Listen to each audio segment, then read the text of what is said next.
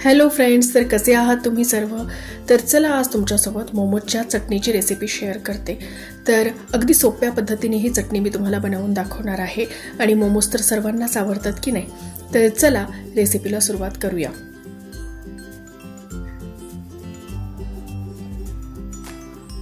तर मोमोज चटणी बनवण्यासाठी आपल्याला अगदी छान असे पिकलेले लाल बुंद झालेले टमाटे वापरायचे आहेत।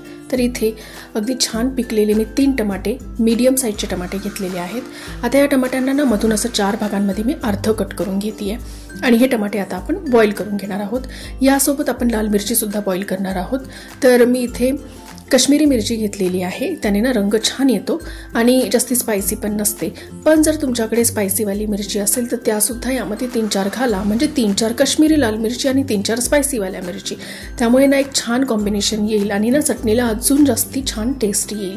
पण आज माझ्याकडे स्पायसी वाली मिरची नाहीये, तर मी फक्त काश्मीरी मिरचीचाच वापर करतेय आणि 5-6 लसणाच्या पाकळ्या मी यामध्ये घेतल्यात आणि हे सगळं आता आपल्याला बॉईल करून घ्यायचं आहे।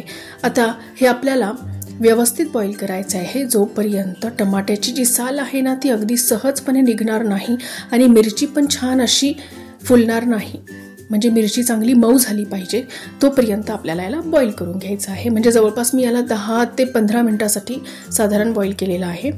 आता टमाटे चांगले बॉईल झालेत। आता यातलं जे पाणी आहे ना ते आपण चाळणीच्या मदतीने ड्रेन करून घेऊ आणि हे चांगलं थंड होऊ देऊ आणि मगच याच्यावरची साल काढू, कारण आपल्याला हाता पण तर आलं पाहिजे, कारण फार गरम आहे। तर आता टमाटे आणि मिरची आपण ना ग्राइंड करून घेऊ। तर याला ना व्यवस्थित असं ग्राइंड करून घ्यायचं आहे।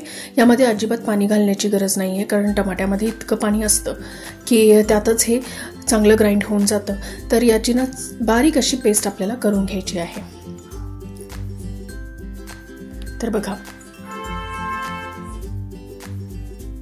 छान अशी याची पेस्ट आपण करून घेतलेली आहे। आता याला ना, आता ही चटणी कच्ची आहे तर याला थोडासा आपण तडका देऊ, म्हणजे अजून जास्ती फ्लेवर एनहान्स होतील। तर चला याला आता तडका देऊन घेऊया।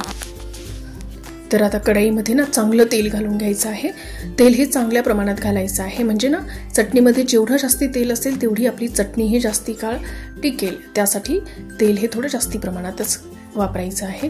आता यामध्ये ना मी चांगल्या 8 ते 9 लसणाच्या पाकळ्या आणि अद्रक जी आहे ती अशी बारीक तुकड्यांमध्ये कट करून घेतलेली आहे, ती यामध्ये घालून घेऊ। आता लसण अद्रक आपल्याला अगदी 2 सेकंदासाठी परतवायची आहे आणि यामध्ये ना 1 टेबलस्पून मी सोया सॉस घातले। छान फ्लेवर येतो या चटणीमध्ये सोया सॉसचा, तर अगदी थोडासा घालायचा, जास्ती घालण्याची गरज नाही आहे।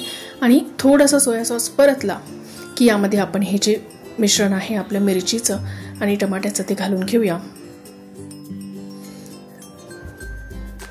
आणि याला चांगलं मिक्स करून घ्यायचं आणि 5 ते 10 मिनिटांसाठी आपल्याला याला परतवायचं आहे। तर बघा साईडने किती छान असं तेल सुटलेलं आहे आणि टमाट्यांमध्ये जे पाणी होतं ते सुद्धा आता ड्राय झालेलं आहे। तर याच्यात आपण काही मसाले आता घालून घेऊ। तर माझ्याकडे स्पायसीवाली मिरची नव्हती, त्यामुळे मी याच्यामध्ये ना रेड चिली पावडर घालती आहे।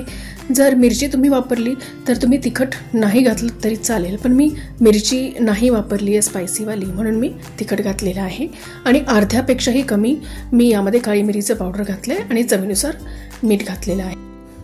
तर ही चटणी ना जेवढी जास्ती चांगली परतणार तेवढं छान तेल याला सुटणार आहे आणि टेस्टसुद्धा छान येते। तर यामध्ये ना अगदी थोडीशी साखर घालायची आहे, साखरेने ना छान टेस्ट येते आणि अजिबात घाबरू नका, यामुळे ना एवढी साखर घातल्यामुळे चटणी आपली गोड होणार नाही आहे। तर अगदी थोडीशीच आपण घातलेली आहे आणि 2 चमचे मी यामध्ये विनेगर घातलेलं आहे। विनेगर घातल्यामुळे ना छान आंबट टेस्ट चटणीला येतो आणि विनेगर हे प्रिझर्वेशनचं सुद्धा काम करतं, तर त्यामुळे ना चटणी ही आपली चांगली टिकते सुद्धा।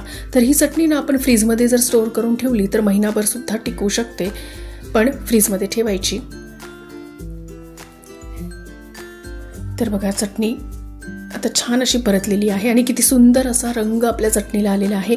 अगदी झाली आहे ना मार्केटसारखी चटणी आणि टेस्टसुद्धा अगदी मार्केटसारखीच येते। एकदा नक्की तुम्ही ही चटणी ट्राय करून बघा आणि सर्व इन्ग्रेडियंट तर आपल्या घरामध्ये अवेलेबल असतातच। जर आजची ही चटणीची रेसिपी तुम्हाला आवडली असेल तर प्लीज व्हिडिओला लाईक करा आणि व्हिडिओ तुमच्या फॅमिली आणि फ्रेंड्समध्ये होईल तेवढा शेअर करा आणि प्लीज जर तुम्हाला माझ्या रेसिपीज माझे व्हिडिओज आवडत असतील तर माझ्या चॅनलला सबस्क्राईब करा आणि शेजारचे बेल आयकन देखील प्रेस करा, म्हणजे नवीन व्हिडिओचे नोटिफिकेशन तुम्हाला येईल आणि तुम्ही सर्व नवीन व्हिडिओ जे आहे ते बघू शकणार. तर बघा किती छान अशी आपली मोमोजची चटणी बनलेली आहे. अगदी कमी वेळेमध्ये ही चटणी बनवून तयार होते. तर एकदा नक्की ही रेसिपी तुम्ही तुमच्या घरी ट्राय करून बघा आणि माझ्यासाठी काही सजेशन असतील तर प्लीज मला कॉमेंट करून कळवा आणि प्लीज माझ्या चॅनलला सबस्क्राईब करा. Thank you for watching.